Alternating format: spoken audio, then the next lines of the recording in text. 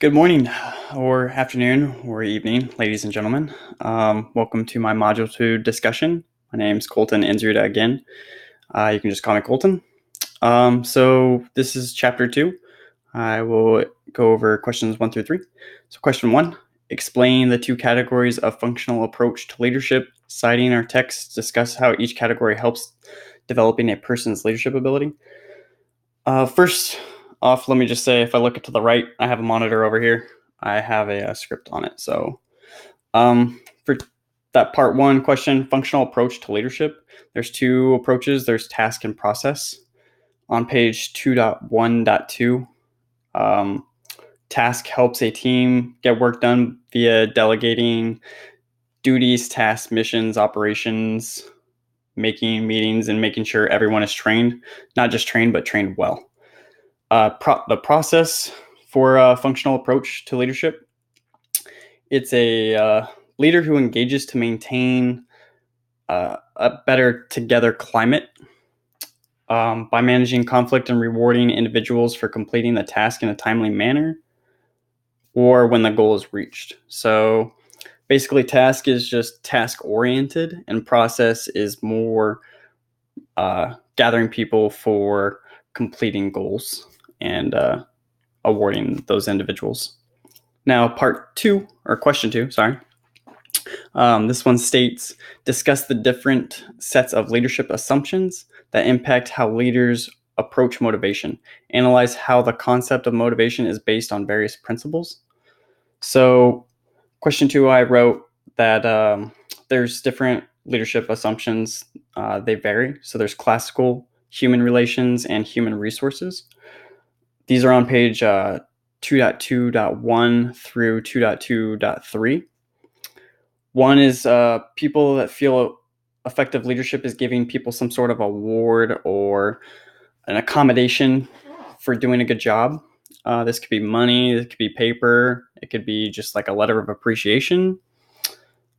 That would be more classical. Your human relations is assuming people rather be treated well than have money or power or position even in exchange for better working. So those people believe that just because they treat their employees well, that they will get a better output or they will be managed better. So that way those individuals will work harder.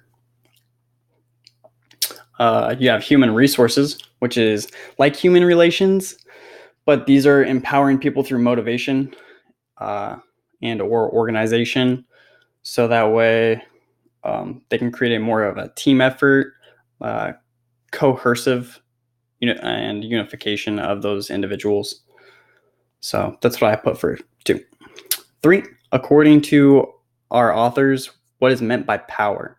So the authors meant by power is the ability to influence others. That's straight from the book. That was on page 2.4.1. It talks about different types of organizational powers. This includes, but not limited to, legitimate power, referent power, expert power, reward power, and coercive. So legitimate power is someone that's like put directly into that position of power. That way those individuals are appointed there. You have referent, like I mentioned, and expert. So continuing on. That was actually concludes chapter 2. Chapter 3, what are the most important tips offered from chapter 14 that can help you be a better writer? So me personally, for a better writer, most important tips to know is to be confident and sincere in messages. I don't have an issue with being confident or sincere in my emails or notifications to others. If I need something, I'm pretty blatant that that's what I need, or it's pretty obvious, just clear and concise, like the book says. Make sure you're clarified on exactly what you need or what your point is, really. That way the reader can understand easily and doesn't have to think too hard about what you wrote to them, essentially, is what that clarification and being concise is on that. Make sure you're also sending an unbiased opinion.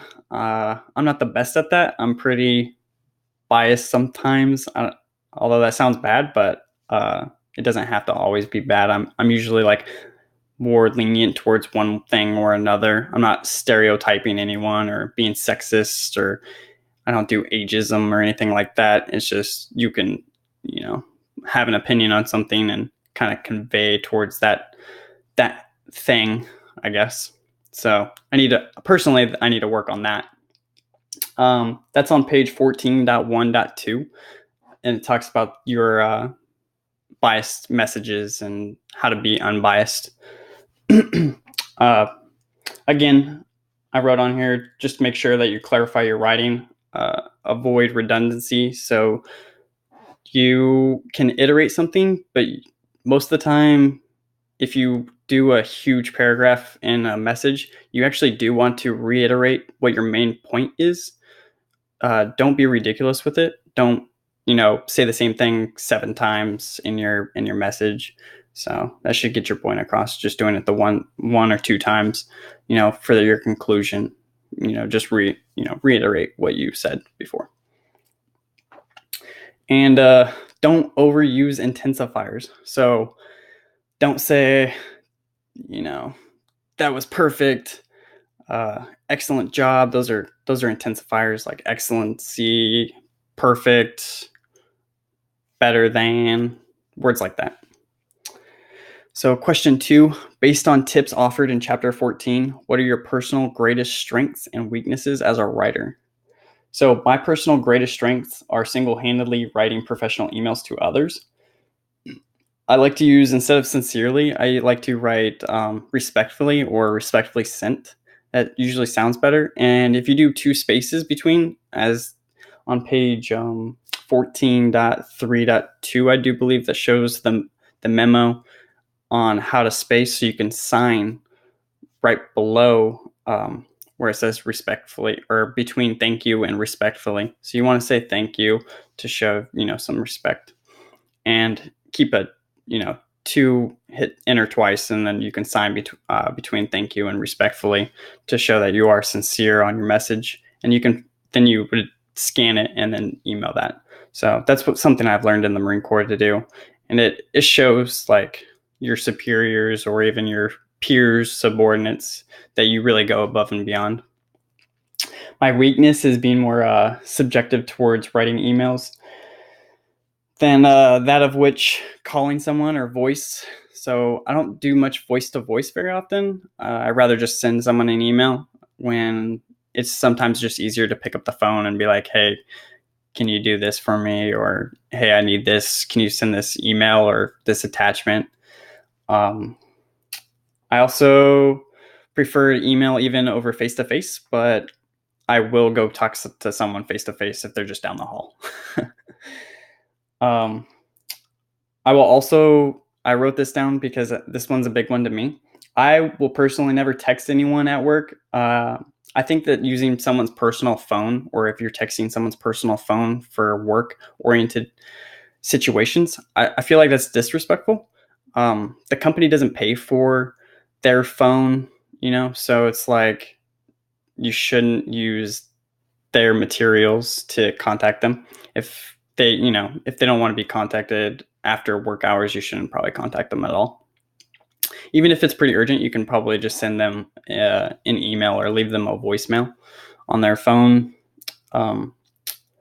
So on one of the pages, I didn't write it down, but it did talk about how they fired one of the individuals, and they texted her in the morning on her way to work. Like, that's super disrespectful. No one should ever, have to go through that or do that. So, however, I would text someone if it was a company phone. So let me just put that out there. So if it was a company phone and I had a company phone, I would text the other individual if I knew they were busy or with another customer at that time.